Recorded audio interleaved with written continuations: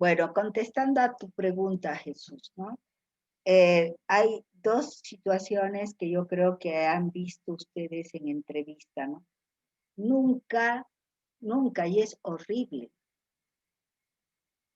Tomen algo y no devuelvan una información a la persona que han tomado algo.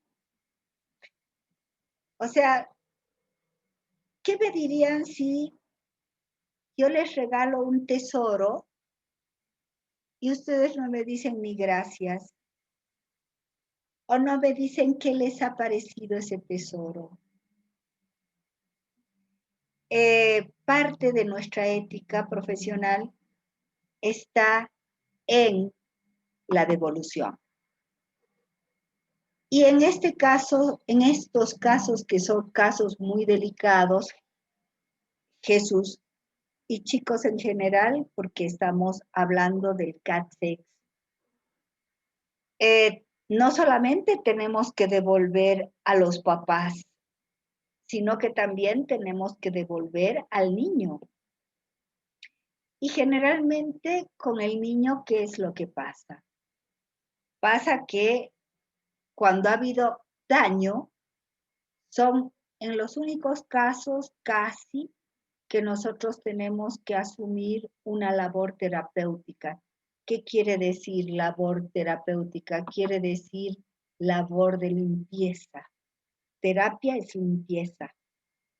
Y entonces nosotros tenemos que empezar la labor terapéutica. Ahora, ¿de qué vale si un psicólogo se para de cabeza, pero el entorno, o sea, ¿de qué vale que yo, como psicólogo, como psicóloga, desinfecte al paciente 1 hora por semana, si lo voy a volver a mandar al foco de infección? Por lo tanto, yo tengo que hacer 2 devoluciones, una al paciente y otra a los padres. Por lo general, los padres son los que tendrían que entrar en terapia para orientarlos, que se llama terapia de apoyo, para orientar cómo hacer con sus hijos, con sus hijas o con la víctima dentro de lo que es el contexto familiar y la cotidianidad familiar. Por lo tanto, los padres son los que tendrían que ser los mejores terapeutas del niño. Nosotros como psicólogos somos aves de paso en la vida de un niño. Por lo tanto, son los padres los que tienen que generalmente asumir la gran tarea de reconstrucción, restauración, rehabilitación del hijo. Esto no quita que también tengamos intervenciones terapéuticas al niño, a la niña, y que les hace generalmente muy bien, porque nosotros, como bien decías, Jesús, tiene que establecer, nosotros tratamos de establecer un vínculo, una transferencia, una empatía con el niño. Por lo tanto, una vez establecida la empatía y la transferencia, podemos hablar más abiertamente sobre el tema. Aprovechamos precisamente la toma de estos recursos, la toma de pruebas, para que el niño nos conozca y para que el niño establezca un vínculo transferencial con nosotros. Por lo tanto, solamente una vez establecida esa transferencia, ese vínculo, recién podemos hablar con el niño sobre lo que ha pasado. Y generalmente no agarramos y no somos nosotros los del discurso, ¿no? O sea, Pedrito, qué sé yo, María, ¿te acuerdas que hemos hecho esto? ¿Te acuerdas que hemos hecho lo otro? Y a través de preguntas y respuestas, llevar al niño a elaborar las cosas.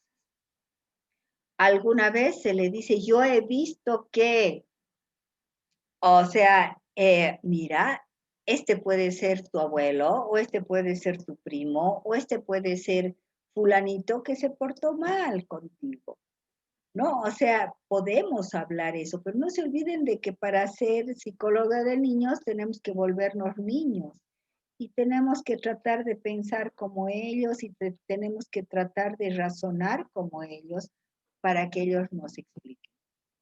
Entonces, hora de juego diagnóstica, chicos, y hora de juego terapéutica.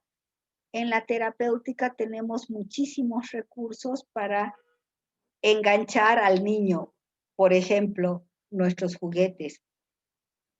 Y ahí, como les hablé el semestre anterior, en hora de juego terapéutica, ustedes sí tienen una actividad, una intervención totalmente activa y pueden guiar al niño sobre el juego que quieren realizar. Entonces acá agarran, este va a ser tu papá, esta va a ser tu mamá, este va a ser tu primo, o este va a ser tu abuelo, que ahora está muy de moda que los abuelos violen a sus nietas, abusen de las nietas y de los nietos. Eh, la pedofilia, chicos, acá es muy, muy, muy extendida, lastimosamente, muy extendida. Entonces, puedo crear los personajes adecuados que me van a permitir una intervención más eficiente. Y es ahí donde empiezo a trabajar sobre lo que ha sucedido. Eh, no sé si te he contestado, Jesús, por lo tanto, los padres tienen que entrar en terapia de apoyo porque yo no puedo volver a mandar al niño al foco infeccioso. Tiene que haber un cambio de actitud, un cambio de conducta de los padres. Y al niño, generalmente, cuando ha tenido este tipo de situaciones, este tipo de traumas, pues generalmente se lo tiene en terapia. ¿Cuánto tiempo? No sé. Realmente no sé cuánto tiempo, amigo. Eh, He atendido niños, una niña de 3 años hasta sus 5 años, porque todavía presentaba síntomas negativos, sobre todo de rechazo a todo lo que son los varones, ¿no? O sea, durante 5 años hemos estado batallando. La niña fue violada por el abuelo a los 3 añitos de edad, ¿no? Y no entendía el por qué el abuelo le había hecho daño, si ella lo quería al abuelo. ¿Sí?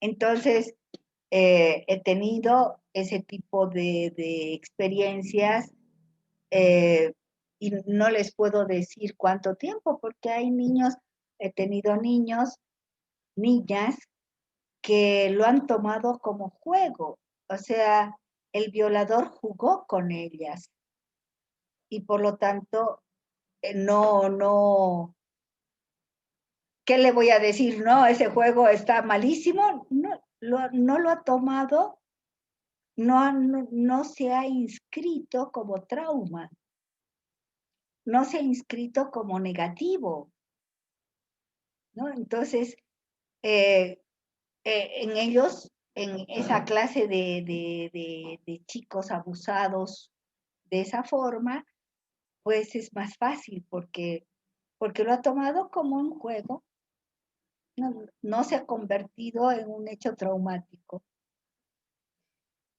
Y eso generalmente pasa con niños que no han sido violados con penetración, con dolor, sino que han sido abusados.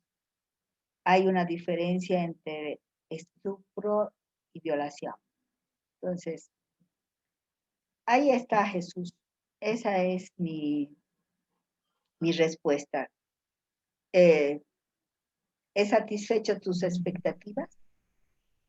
Sí, licenciada, está bien. Hay una parte donde decía que se le consulta al niño o al paciente en este caso que qué cosas de todo lo que han hablado, qué cosas le gustaría que converse con sus papás y qué cosas no. Y supongo que esto ya se refería pues para seguir estableciendo un vínculo y continuar con las sesiones de terapia, ¿no? Generalmente, cuando se pregunta es ya a más adolescentes. A partir de los 10 años, y veamos la situación, ¿no? Si la niña, o sea, este es un tema muy álgido, chicos, muy difícil para nosotros, porque si nosotros somos como terapeutas o como psicólogos los depositarios de semejante secreto, o sea, viene una niña de 10, 11 años, te tengo que contar un secreto, te tengo que contar un secreto. Bueno, ¿y cuál es el secreto? Mi abuelo me ha violado, mi tío me ha violado, mi hermano me ha violado, mi padrastro me ha violado. Si nosotros somos depositarios de semejante secreto, si nos callamos, chicos, somos cómplices. Somos cómplices de un delito. Nosotros como psicólogos tenemos la obligación de denunciar, porque si no, nos convertimos en cómplices. Y es una situación súper delicada y súper difícil, súper difícil. Por lo tanto, lo primero que se tiene que hacer es hablar con la familia, decir de que no se puede tolerar una situación así, porque a veces es recurrente el delito, ¿no? Y tenemos que proteger al menor, a la menor, y bueno, o denuncia la familia, o vamos a tener que denunciar nosotros. Bien difícil. Ahora, chicos en adolescentes, a partir de los 10 años, yo hago 9, 10 años. O sea, cuando el secreto es secreto, yo trato de eh, inculcar al niño, al adolescente, a la niña, que digamos la verdad, que digamos a sus papás. Entonces, cuando adquiero el consentimiento de ellos, hablo con los papás, pero delante del niño, delante de la niña, para que ella o él no desconfíe de mí. O sea, ellos me dan los parámetros que quieren que yo hable con los papás. Eh, Sucede así, Jesús. Hay que pedir permiso a nuestros pacientes, no solamente niños, adultos, adolescentes, hay que pedir permiso incluso en terapias de pareja, hasta dónde yo puedo decir, hablar con el otro o con los otros, con los familiares. O sea, es bien delicado el asunto. Ahí es cuando muchos psicólogos han perdido credibilidad. Por ejemplo, yo recuerdo que habían psicólogos de una empresa, uno de los funcionarios buscó al psicólogo para contarle de que estaba en una crisis matrimonial, que estaba dentro de una relación triangular y demás. ¿Qué hizo el psicólogo? Lo hizo despedir. Eh, en el informe psicológico puso sobre la relación triangular puso sobre la crisis matrimonial, puso todo y lo despidieron. No podemos hacer eso. Hay secretos profesionales que no podemos ventilarlos, menos sin el consentimiento de la persona. Por eso es de que muy rara vez en consulta particular, chicos, muy rara vez damos informe escrito, porque ¿qué pasa si ese informe cae en manos del niño, de la niña? ¿Qué pasa si es mal utilizado? Por eso es de que la mayor parte de las veces damos eh, devoluciones orales.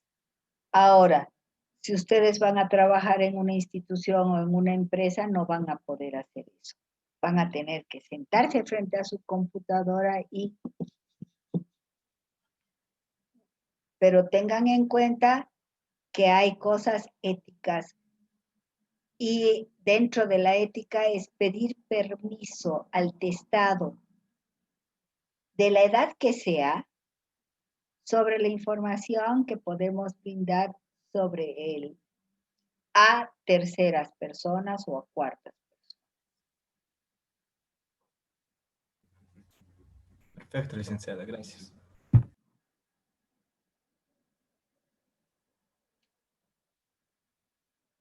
Más preguntas, chicos.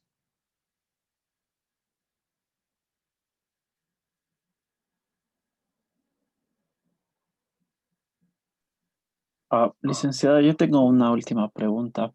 Adelante, Israel. Bueno, el test, bueno, la autora del test es mujer, ¿verdad? Si no me Sí, equivoco, sí. no estoy confundiendo. Mencionaba que este CAT-TEX también, en cierta manera, ayudaba a la elaboración de emociones o sentimientos. No recuerdo la palabra que usó, pero en el niño que ha sido abusado, ¿en qué manera este test logra hacer eso? Esta disque elaboración. Bueno, no sé si ella lo puso más por adornar su test de lo que supuestamente puede hacer o es que realmente ayuda a la elaboración de estos procesos traumáticos para el niño. A ver, varias respuestas, Israel. Uno, tuviste ay Dios mío, ojalá que nunca, pero una persona tuvo un accidente. ¿Qué es lo que le recuerda a esa persona? ¿Qué es lo que recuerda a esa persona del accidente? Casi nada. O sea, nuestra mente es tan exquisita que el trauma muchas veces se va al inconsciente. Pregunten a una persona que ha tenido un grave accidente qué recuerda del accidente. Generalmente el trauma se ha ido al inconsciente. Yo digo, cómo es nuestra naturaleza, ¿no? Una forma de defendernos de los traumas. Eh, Segundo, Israel, cuando nosotros, ya lo dijo Freud, cuando nosotros intervenimos, ¿qué tenemos que hacer? Tratar de hacer una terapia sintomática, o sea, simplemente eliminar el síntoma. Por lo tanto, ahí viene el conductismo, es decir, eliminamos el síntoma y listo. O la otra posibilidad, llegar a la raíz del problema, el eje del problema, la causa del síntoma. O podemos ser sintomáticos o podemos ser profundos. Y para ser profundos, llegar a las causas que han hecho el síntoma, precisamente, tenemos que remover mucha tierra, tenemos que remover mucha historia. Entonces, pues removemos mucha historia con las distorsiones del recuerdo traumático o las distorsiones de los recuerdos. Recuerden ustedes el artículo de Freud, los recuerdos encubridores. Al hablar sobre ello, Israel, para transmitir lo que ha pasado, por lo menos tienes que organizar, por lo menos tienes que ordenar tus ideas. Y al ordenar tus ideas, al querer transmitir lo que te ha pasado y que el otro entienda, ya es un primer peldaño para la elaboración. No te digo que sea el proceso de elaboración, no. Es un primer peldaño para la elaboración. La elaboración es mirar al fenómeno de todas partes, ¿no? O sea, dar vueltas y revueltas al fenómeno y verlo de todos los lados. Entonces,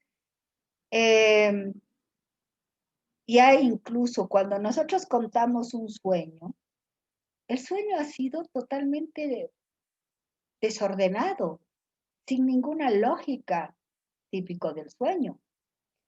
Pero al contar, nosotros estamos dándole alguna lógica, algún sentido a ese sueño totalmente desordenado. Y esa primera elaboración, o sea, esa primera asociación, ese primer intento de entender lo que hemos soñado o lo que nos ha pasado, es una forma de elaboración. Por lo tanto, el entender lo que le ha pasado a través de las láminas movilizantes y el tener que contar un cuento a través de ellas, ya es una forma de elaboración. Ahora, durante las intervenciones terapéuticas, yo siempre les he dicho, utilicen el recurso de juegos, de la hora de juego terapéutica en chicos pequeños, que es la mejor herramienta, o sea, para mí, mejor herramienta terapéutica. Tanto de diagnóstico no, porque están viendo ustedes cómo tenemos el CAT y las variedades que estamos viendo del CAT. El pata negra, riquísimo test para diagnóstico. En cambio, la hora de juego diagnóstica me dispersa mucho. Tengo que hacer muchas horas de juego diagnóstica para llegar al diagnóstico. En cambio, la hora de juego terapéutica es la herramienta principal que los psicólogos utilizamos para intervención. Y muchas veces cuando ustedes ven de que la intervención se está estancando, muchas veces podemos utilizar alguna de las láminas, no todas porque ya le hemos tomado el CAT-6, pero podemos tomar alguna de las láminas para movilizar de nuevo al chiquillo, a la chiquilla, y que ella empiece a destrancarse, entre comillas, y empiece a asociar. Se movilice para que empiece a asociar y que nosotros podamos trabajar. A eso se refiere. Muchas de nuestras láminas, tanto en adultos, adolescentes como en niños, chicos, podemos utilizar como un recurso de movilización para que la persona siga produciendo y nosotros podamos tener recursos interpretativos. ¿Te contesté, Israel? Sí, licenciada, entonces este test, o sea, en realidad es muy bueno, ¿no? Porque aparte de diagnóstico también nos puede servir como un primer paso, como usted decía, ¿no? Para el inicio de de la la elaboración. intervención, claro, de la elaboración que vamos a trabajar con él. Ojo, con el- Israel, no solamente este test, sino todos los test tienen esa posibilidad. Cuando ustedes vean una lámina que se acerca mucho al trauma de la persona, bueno, vuélvanle. Una vez yo le tomé un test que se llamaba Philipson y en esta lámina usted dijo tal cosa. O sea, ¿se acuerdan del retest del TAT? Bueno, en esta lámina dijo usted tal cosa. A ver, agregue algo única y exclusivamente para que el paciente se movilice. O sea, el CAT-SEX es muy utilizado, chicos. Acá en, en Cochabamba, Bolivia, no lo están utilizando como deberían utilizarlo. Pero bueno, espero de que ustedes lo hagan en el caso de que trabajen en la defensoría, en el caso que trabajen en una institución de amparo a los niños.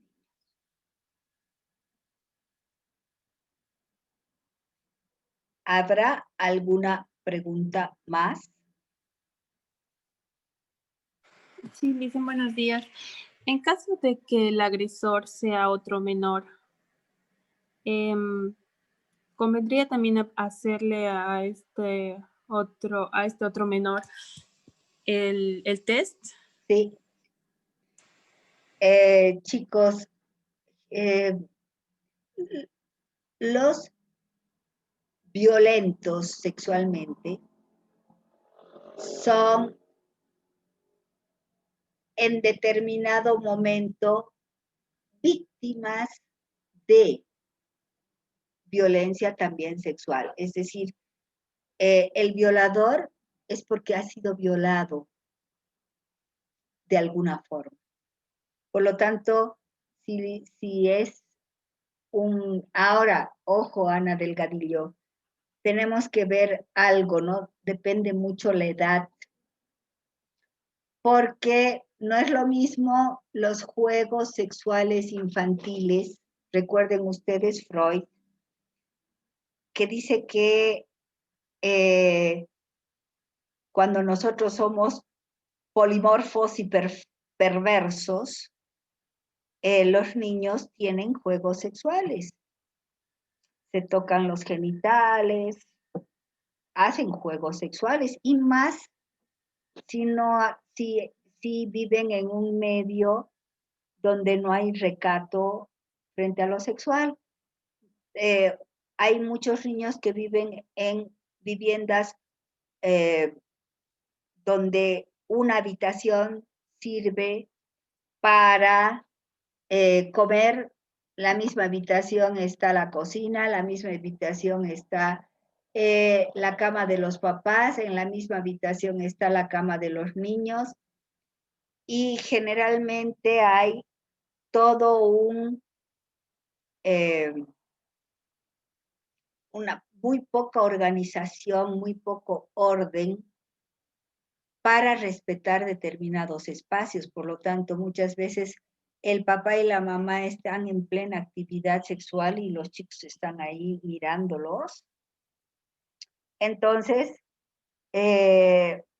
Anita, nosotros debemos tomar en cuenta todas esas características o vicisitudes por las que la familia pasa, por las que la familia atraviesa. Y cuando el violador es menor, ojo, cuidado que estemos confundiendo los juegos sexuales infantiles con violencia, con violación.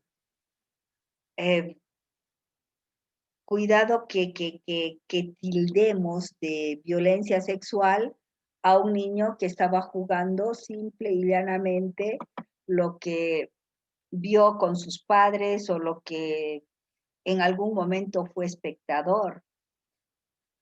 no es igual si estamos hablando de un menor, amiga, Ana, y amigos de un menor que está, por ejemplo, cerca a la pubertad o a la adolescencia. O sea, incluso la función sexual es distinta a un chiquito de 5 o 6 años que juega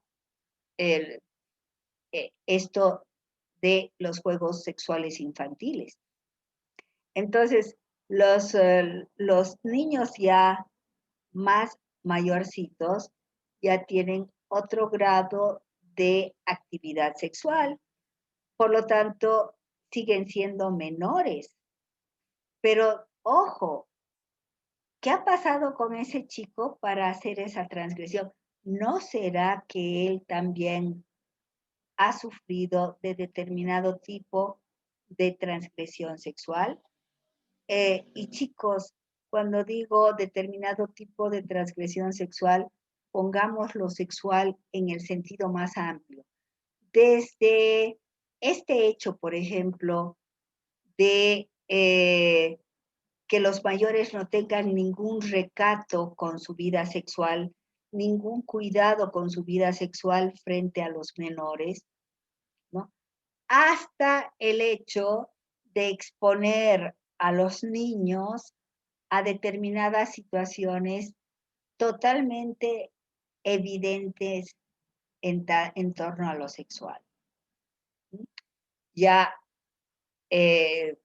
hablaríamos de incluso un manejo inadecuado de la vida sexual de niños y adolescentes, por ejemplo, con lo que es el tráfico de personas, ¿no?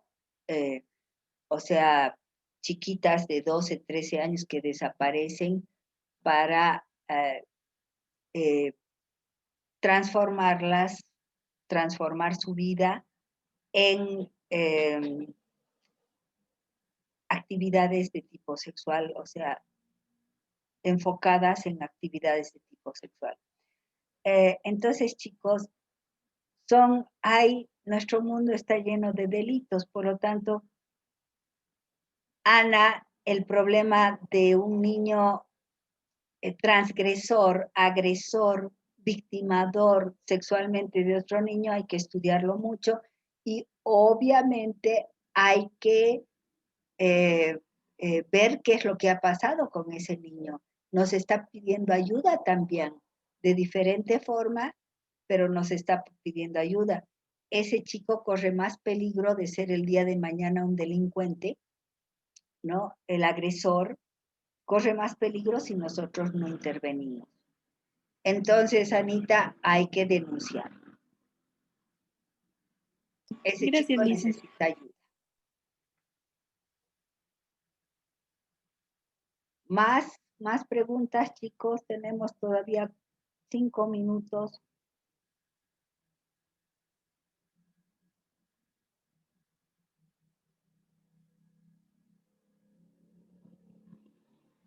La autora cuando hace el test menciona que está validado para Latinoamérica y México. Yo me preguntaba por qué habría tanta diferencia con otras culturas como la europea o la de Estados Unidos en este tipo de test. Porque somos latinos. Somos muy transgresores, Marisabel. No tenemos el respeto al otro. O sea, el día de mañana nadie de acá se puede morir sin haber conocido París. Nadie. Prométanmelo. Tenemos que conocer París. Bueno, es una metáfora, ¿no? Que les estoy dando, es simbólico. Algún día tienen que ir por Europa y van a ver la diferencia. La diferencia está en cuánto se respeta, no quiero decir de que no haya, ¿no? Pero en general, cuánto se respeta al niño, cuánto cuidado se tiene, por ejemplo, en Italia, chicos, la mamá tiene su hijo y tiene 2 años para criar a su hijo, 2 años. 2 años pagados, el 80% del salario que ganaba cuando se embarazó. Y con algunas diferencias, todos los países de Europa tienen este privilegio, las mamás tienen este privilegio de cuidar a sus hijos sin pensar en qué voy a comer, cómo voy a comer, voy a quedarme sin trabajo, qué voy a hacer cuando mi hijo crezca y voy a estar sin trabajo. No, ninguna empresa puede votar a una mamá que recién ha parido, ni al papá ni a la mamá durante 2 años. Entonces, pero además, hay mucho respeto, hay muchos límites, es decir, hay muchas normas. O sea, no puedes pisar el césped y no puedes pisar. Y acá dicen, no pisar el césped, y nosotros ahí, ¿cuántos de ustedes cruzan la Heroínas pisando el césped del medio de la Heroínas? ¿Cuántos de ustedes cruzan las avenidas? Les importa un pepino las normas, las reglas. En cambio, en otras partes dice, no esto y es no eso. Y no necesitan castigar, no necesitan pegar, no necesitan maltratar. O sea, se lo asume como algo natural, porque si no, el control social también está ahí. A ver, voten un papelito en Zúrich, en Suiza, ¿no? Voten un papelito a la calle, el que está atrás o el que está al lado te dice, oye, tu papel, ¿no? Entonces, resulta de que es otra cultura, es si bien es la misma cultura occidental, pero hay detalles que nos faltan a nosotros. Hay detalles de cumplimiento de normas que nos faltan a nosotros. Por eso es que este test, donde hay más transgresión de este tipo, lastimosamente es en Latinoamérica, Marisabel. Y digo con mucha pena, porque por favor, prendamos la televisión en cuanto termine esta videoconferencia. Nos vamos a encontrar con violadores, nos vamos a encontrar con transgresores. Y en la semana, Marisabel, no sabes cuántos hay. El otro día, en una semana, 22 casos de transgresiones en violencia intrafamiliar, donde un tipo de violencia intrafamiliar es la sexual. Esa es nuestra pena, tenemos que educar mejor a nuestra gente. Chicos, bye bye.